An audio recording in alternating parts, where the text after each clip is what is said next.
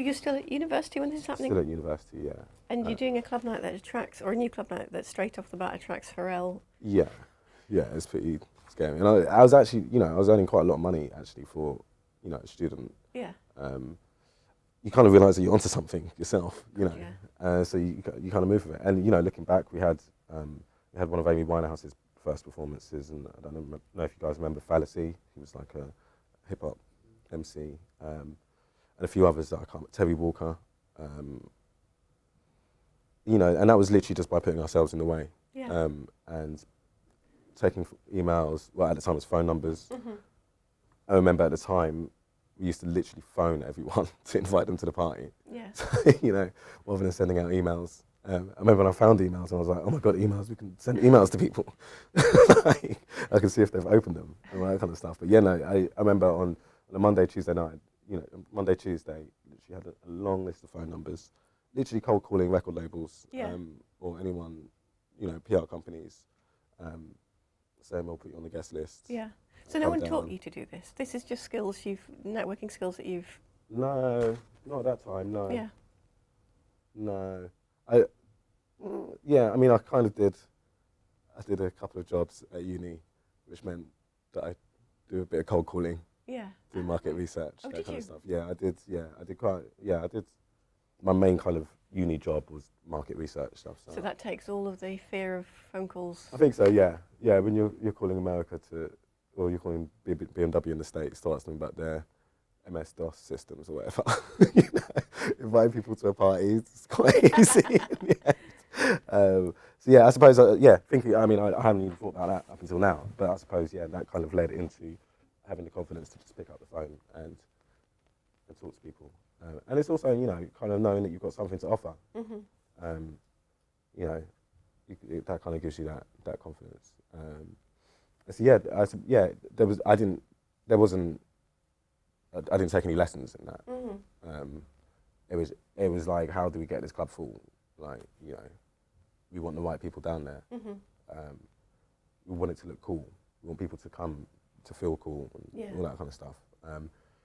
And also, the story of somebody coming down and performing at our club night and then going on to become, that's, it gave us a great reputation for, representing new artists. And that was a crazy experience. That was right across the board from, having superstars and all that kind of come and giving them like VIP entrance and knowing that they come and get that phone call saying so-and-so's on the corner. Yeah. To like, there was a one night where, I can't remember who it was, but one of the guys from So Solid had his birthday. And I was like, you're not going to cause any trouble. And then they ended up, something happened, they got in a fight, smashed up the whole club. He was actually in the Mirror the next day.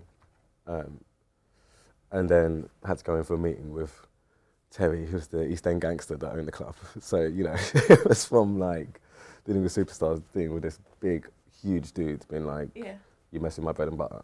I'm like, Because I was just going to ask you about how you did your PR, but the Mirror's quite good. Well, yeah, it wasn't the best PR. No. Like, But did you actually spend time doing your own PR so that people knew that linked like the Timberlake's appearance, Pharrell's appearance? well, with your name? that it immediately got into the papers. Yeah. That was like. Were you doing it, or without? You didn't have to do anything. No, that was just like there's like quite there was, I think, who was it? There was like some kind of gossip about Justin Timberlake and Christina Aguilera getting together at the time, and they turned up at the club together. So, what I learned then as well is that paparazzi and those guys seem to know where those guys are. Mm-hmm. I don't know whether they get tipped off by their own PR people or whatever. Yeah. And all of that started unraveling. That whole game started unraveling itself. Mm-hmm. Which is very different to the world that I'm in now. But I suppose when you see how things work on that level, you then kind of scale it to how it works for you. Mm-hmm. And so all that was it was all in the Mirror. It was all very gossipy. I think it was the night of the Brits. It was one of that was it. Yeah, it was the night of the Brits. So everyone was in town basically, and we did that on purpose. Yeah. We had our opening night on the night of the Brits, and that was it. We were trying. Yeah, I remember now. We were like unofficial Brits after party. Yeah. Blah blah blah. And it worked. Just chatting. Yeah. Nonsense to try and get people to come down, and they did. So, what's your approach when you're in the situation where you're either inviting these people down and then they come down? What's your attitude towards the Farrells, the Timberlakes? Are you matey, or is it very businesslike, or? Well, there's no business going on, you know. Really, but they're just people coming to the club to have a good time. Okay, so you. You know, I try and treat them. I don't really get that starstruck. I have a couple of times. It's like some old reggae legends and stuff like that. But you know, with people like that, you know, I feel like they're coming to the club to kind of enjoy it, you know. And right, so they were coming not to perform; they were coming just. Yeah, they were coming to just hang out. Right, yeah. And then they, you know, on the other night, there was another comparable night. They would jump up on the mic and freestyle, but not on our night. They were literally just coming down. Perfect. Yeah. So you know, it was kind of just treating them on a level playing ground. Obviously, you know, like you kind of have to chaperone them slightly, keep an eye on them. More. Well, I don't know. I suppose it depends who it is, but yeah. I suppose on a night when so solid with it, I was kind of just standing in the corner, just like looking at the table for like 4 hours, like just trying to make sure that they don't do anything, but they did.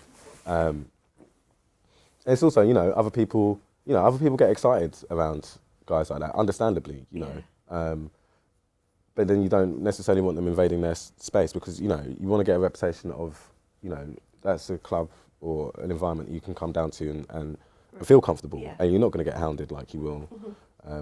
So, yeah, it was very much, yeah, with those guys, you'd be quite friendly. I suppose they'd have, like, a PR person or a manager with them. And that's their job to be quite serious about things and all that kind of stuff. And I always used to find it quite funny, you know, they'd ask for, like, free alcohol, and I'd be like, you've got like an untold amount of money, like, no chance. Like, if anything, I'm gonna be charging you even more. Like, well, I'm over here with like my 1 glass of Coke, just like sucking on ice cubes. So yeah, it was you know, it was quite a, you know, looking back at it. You know, it was quite you know, it was quite a bracing situation. Yeah. It didn't necessarily do it on purpose. It just kind of happened.